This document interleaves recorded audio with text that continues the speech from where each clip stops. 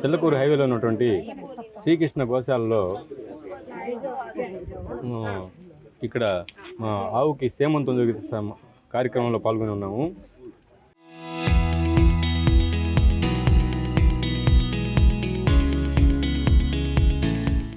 ఈ ఆవు సీతమ్మ అనే పేరుతో మా గోశాలకు స్టార్ట్ చేసినప్పటి నుంచి మొట్టమొదటిగా తెచ్చుకున్న ఈ ఆవుకి కొద్ది రోజులు ప్రెగ్నెన్సీ రావడంలో ఇబ్బందిగా ఉండి ఇటీవలే తను ప్రెగ్నెన్సీ అయ్యి 8 నెలలు గడిచింది.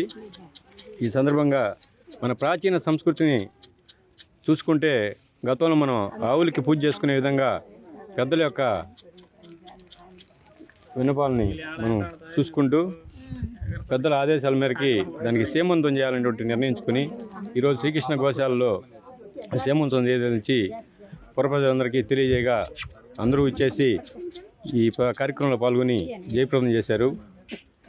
ఇదే విధంగా మా దగ్గర ఉండే ప్రతి ఆవు కూడా ఇట్లా సేమంతం చేసుకుంటూ ఆవు యొక్క సంతతిని వృద్ధి చేస్తూ మన ప్రాచీన సంస్కృతిని అందరికీ తెలియజేయాలనే ఉద్దేశంతో ఈ శ్రీకృష్ణ గోశాలని ప్రారంభించి గత 2 సంవత్సరాలుగా చేసుకుంటూ వస్తున్నాము. ఈరోజు ఈ కార్యక్రమంలో పాల్గొని వచ్చినటువంటి అందరికీ మరొకసారి ధన్యవాదాలు తెలియజేసుకుంటూ పేరు పేరున ధన్యవాదాలు తెలుపుకుంటూ సమాజంలో వచ్చినటువంటి ఎన్నో మార్పులు మనం చూస్తున్నాము. కానీ మళ్ళీ మన యొక్క పూర్వ వైభవాన్ని తీసుకొచ్చారు అని అనిపిస్తుంది నాకు. ఎందుకంటే గోమాత అంటే మనకి భూమాత ఎంతో గోమాత కూడా అంతే. మనం గోవుల్ని కాపాడుకోవాలి అని మన యొక్క పూర్వీకులు మనకి ఇచ్చినటువంటి ఏదైతే ఉందో సంపద దాన్నంతా కూడా మనం ఇప్పుడు పోగొట్టుకున్నాం.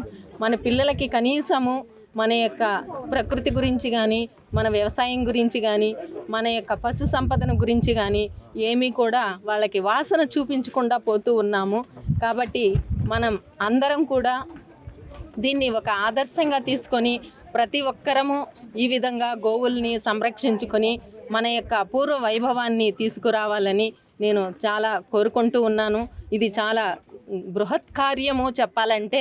ఇంతటి భాగ్యము మాకు ఈరోజు లభించడం అనేది అదృష్టవంతులంగా మేము భావిస్తూ ఉన్నాము. ఇక్కడ ఇది నిర్వహించినటువంటి పెద్దలకు అందరికీ శిరస్సు వంచి నేను ప్రణమిల్లుతున్నాను. సనాతన హైందవ ధర్మంలో మొట్టమొదటి మెట్టుగా మనం భావించేది ఏ కార్యక్రమం చేపట్టినా గోపూజ చేయమని చెప్పి మన సనాతన సంస్కృతి హైందవ ధర్మాలన్నీ కూడా చెప్పబడుతున్నాయి. ఈ గోపూజ చేయటంలో ఆంతర్యం ఏమిటంటే ముక్కోటి దేవతలందరూ కూడా గోవును ఆశ్రయించుంటారు. గోవు యొక్క పృష్ఠభాగంలో ఆవు పేడలో లక్ష్మీదేవి ఉందని చెప్తారు.